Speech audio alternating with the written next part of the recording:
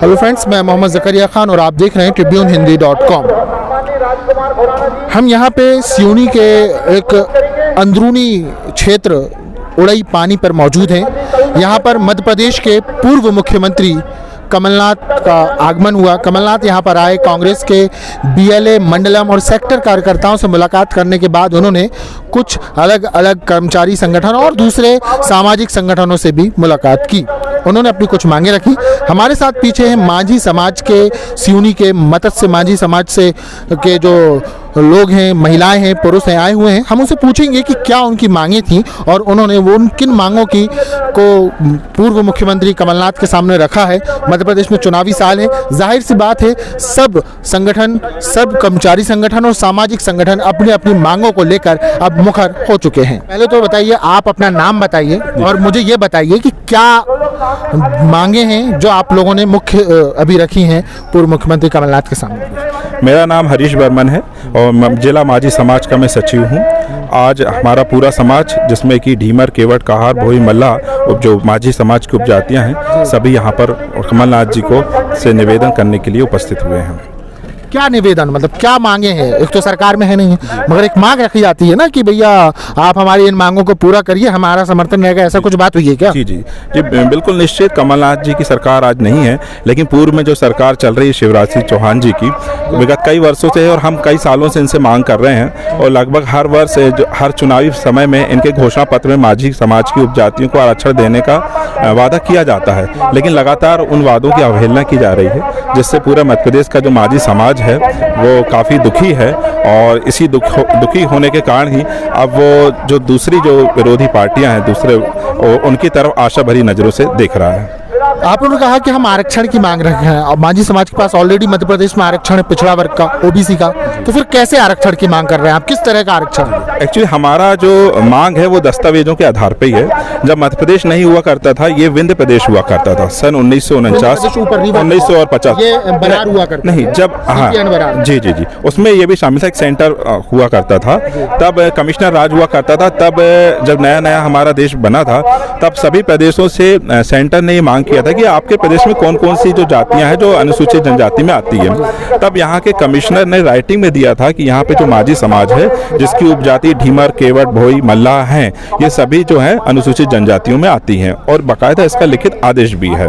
लेकिन उसके बाद भी लगातार जो सरकारें आई वो मांझी समाज के साथ हमेशा उपेक्षा करती रहीं, क्योंकि ये समाज सबसे गरीब समाज रहा है, ये पानी पर निर्भर रहा है। यहाँ की महिलाएं ज़्यादातर घरों में बर्तन मांजने का काम करते हैं, पुरुष मछली मारने का काम करते हैं।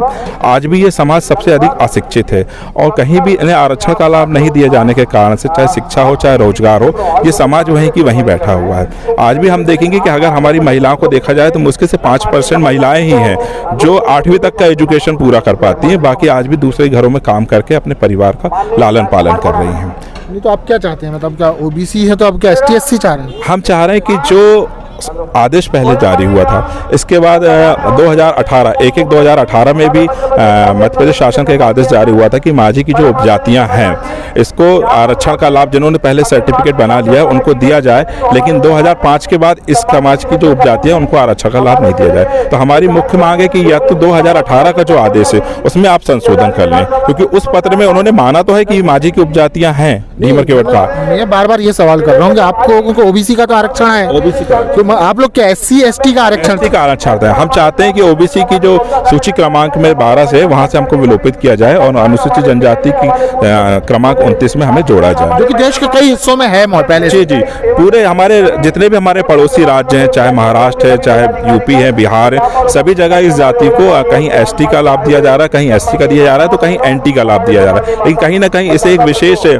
जाति को मानते हुए मुख्य धारा से जोड़ने के लिए सभी प्रदेश की सरकारें जो हैं इनको आरक्षण का लाभ दे रही है और वही मांग हमारी यहाँ भी है। आदरणीय मुख्यमंत्री शिवराज सिंह चौहान जी को भी हमने कई लगातार ज्ञापन दिया है और हमारी लगातार मांग नहीं माने जाने के कारण से अब पूरा समाज जो आशा भरी नज़रों से कांग्रेस पार्टी की तरफ देख रहा है। और हमें यदि अभी इस चुनाव के पूर्व अगर मांझी समाज को भाजपा अगर आरक्षण का लाभ नहीं दे पाती तो संभवतः फिर मांझी समाज का विश्वास उससे उठ जाएगा और किसी दूसरी पार्टी की तरफ मांझी समाज झुक सकता है। क्या नाम है आपका? मेरा नाम मंगलेश कुमार कश्यप है, जिला सिवनी से हूँ मैं। हम सब लोग आए हुए हैं और मैं तो सीधी सीधी बात करना ज़्यादा पसंद करता हूँ। ये जो भी विषय हमारे भाई साहब ने आपको बताएं, है ना, चाहे शिवराज जी हो चाहे कमलनाथ जी हो, है ना, हम लोग तो सीधे अगर आज कमलनाथ जी के पास आए तो एक आशा की किरण लेके आए। और हम लोग ये चाहते हैं कि हमें जो अभी तक घुमा फिरा के जो हमारे साथ बातें की गई हैं छल कपट टाइप की, हमें सीधे दो टुक में ये बताया जाए कि आज हम कमलनाथ जी के जो पास आए, वे भी अपनी स्थिति क्लियर करें कि हाँ मैं माझी समाज के साथ हूँ। और अगर माझी समाज के साथ हैं तो अपना जो मैनिफेस्टो यानी जो चुनाव का इनका पर्चा होगा, घोषणा पत्र, वचन पत्र, इसमें ये वचन पत्र में स्पष्ट लिखें कि मेरी सरकार बनते से इतने दिवस के अंदर, इतने मंथ के अंदर या इतने एक साल के अंदर मैं आपका जो आरक्षण ऑलरेडी पहले से आप जो हैं उनको लागू करके दूंगा। तो माझी समाज उनके साथ 100% चुनाव में साथ में होगा। लेकिन अगर चुनाव से पूर्व हर सरकार की तरह अगर ये भी हमें सिर्फ आश्वासन देते हैं तो फिर हम नोटा की तरफ जाएंगे पूरी समाज। हमारा मैसेज एकदम क्लियर है, ना हम भाजपा के साथ जाएंगे ना हम कांग्रेस के साथ जाएंगे।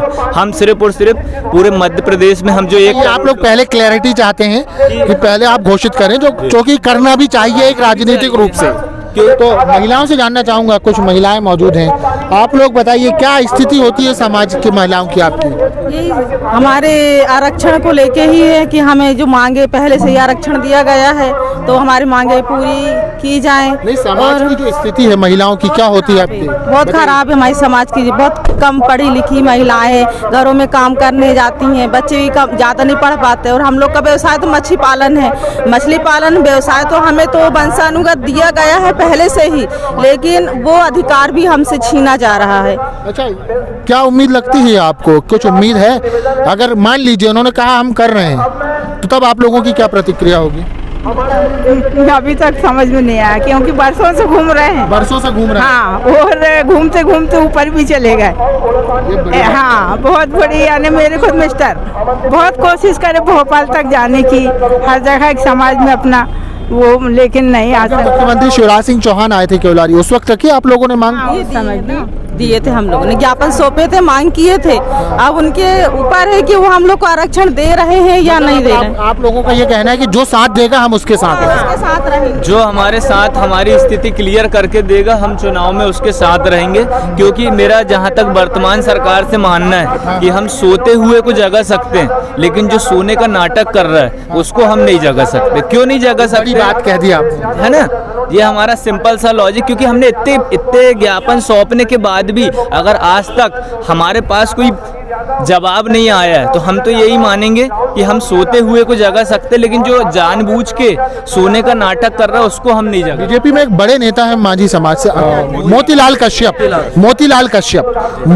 कश्यप जी, क्या आप लोगों ने उनके जरिए बात नहीं रखा? मोतीलाल जी के जरिए काफ़ी साल पहले रखी गई थी, पर अभी तक उनके तरफ से ऐसा कुछ आया नहीं है हमें। हाँ, उन्होंने ऐसा हमको रिस्पॉन्स नहीं दिए। और मैं माननीय कमलनाथ जी से, पूर्व अपने मुख्यमंत्री कमलनाथ जी से विनती करता हूँ, अपने वचन पत्र में माझी समाज में आरक्षण के लिए उसमें घोषणा करें तो सभी माझी समाज आपको भारी मतों से विजय बनाएगी। यूट्यूब पर जाएं और टाइप करें TRIBUNEHINDI.com और फिर tribunehindi.com चैनल को सब्सक्राइब करें, साथ ही बेल आइकॉन भी जरूर दबाएं।